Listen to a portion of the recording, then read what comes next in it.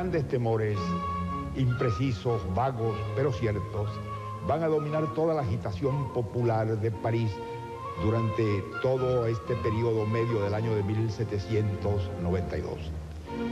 Esos dos temores son lo que ellos llamaban el peligro exterior y el peligro interior. El peligro exterior era la conspiración que llevaban desde los países vecinos, desde las monarquías vecinas, los emigrados de todo tipo que habían huido de la Revolución Francesa y comprendían desde miembros de la familia real hasta gente de todas clases. Y el peligro interior lo consistía en todas aquellas personas que se sospechaba que podían no estar de acuerdo con el giro que tomaba la revolución y que estaban conspirando. De modo que había en la mentalidad de la gente dos conspiraciones. Y en torno de esas conspiraciones surgían rumores, surgían temores que precipitaban toda esta agitación popular. Eran partidas de gente del pueblo con picas, con lanzas, con sables, con cuchillos, que recorrían las calles y que acudían como si se estuviera en persecución de algún enemigo que iban a encontrar. Y de allí surgieron violencias increíbles. Y van a surgir también tres nuevos actores que van a surgir en el seno de la Asamblea Legislativa y que van a ser básicamente Marat, Danton y Robespierre, los hombres que van a ser los extremistas que van a llevar la Revolución Francesa a su extremo mayor. Es en esas condiciones que en un momento de agitación ocurre lo que se llama el 10 de agosto. El 10 de agosto termina una época de la Revolución y comienza otra mucho más cruenta y violenta. El 10 de agosto, la masa popular de París, manejada por los agitadores, invade las Tullerías. A sangre y fuego. Detienen a la familia real. La familia real huye y se refugia, que quedaba muy cerca en la Asamblea.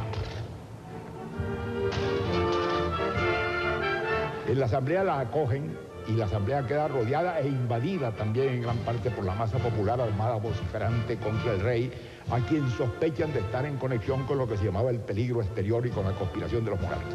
Lo detienen, pasa la noche allí y al día siguiente, simple y llanamente, el rey con su familia pasa a una fortaleza que se llamaba el Temple, que venía de la época de los templarios, y allí quedan prisioneros. De modo que en ese momento, a partir del 10 de agosto, no hay rey en Francia. De hecho, existe una república, y esa república está en manos de las mentes más extremistas, gobernadas por ese fantasma de los dos peligros que parecen estar amenazando todo el proceso revolucionario.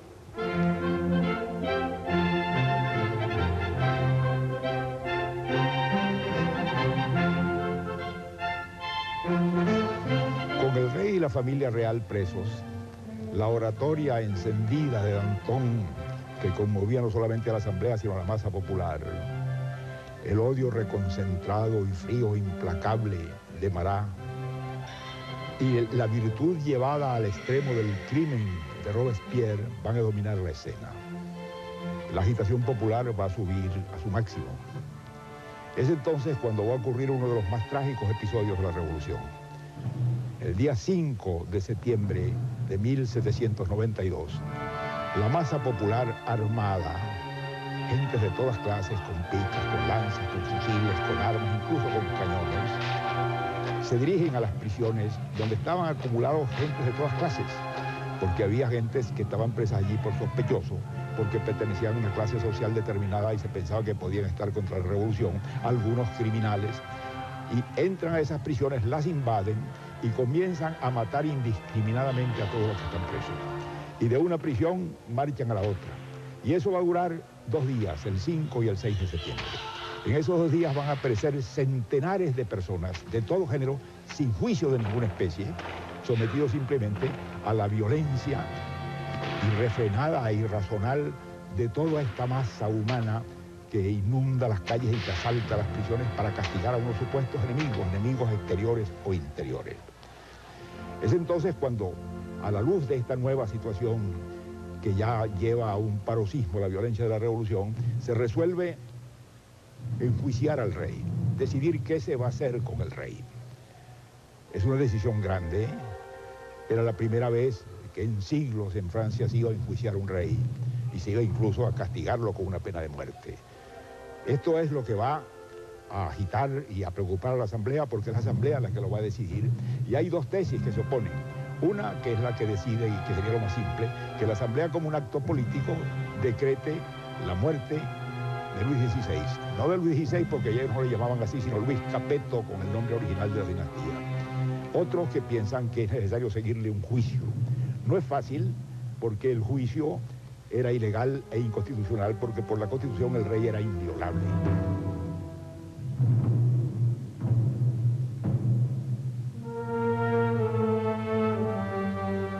La asamblea se decide por el juicio.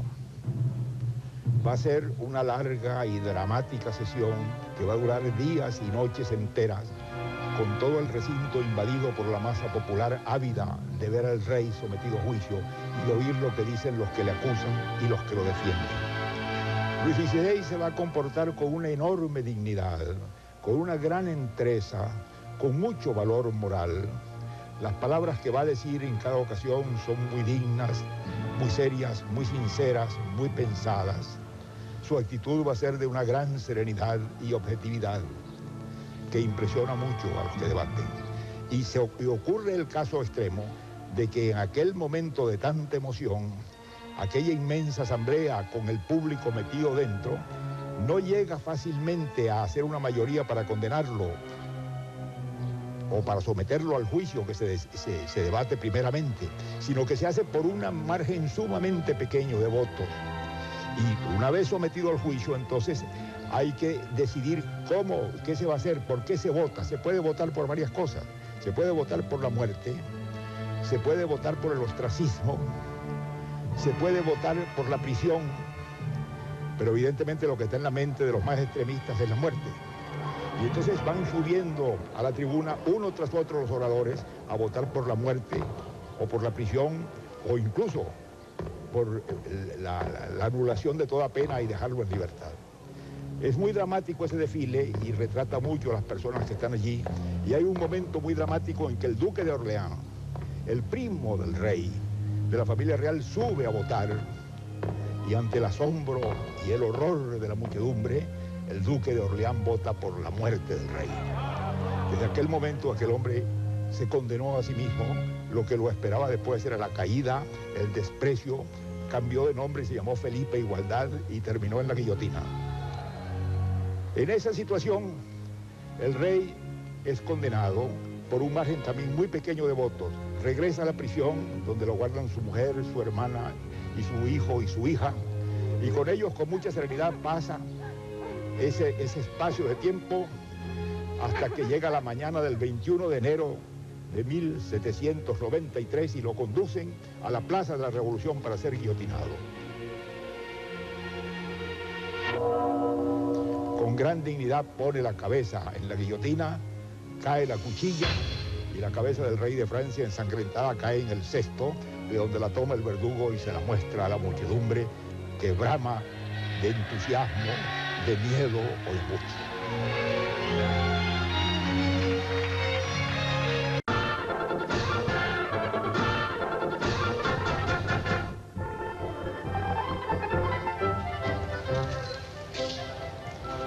La revolución que se formó en torno a ideas esenciales y centrales de libertad y de fraternidad entre todos los hombres, por una de sus paradojas trágicas, va a desembocar en la guerra.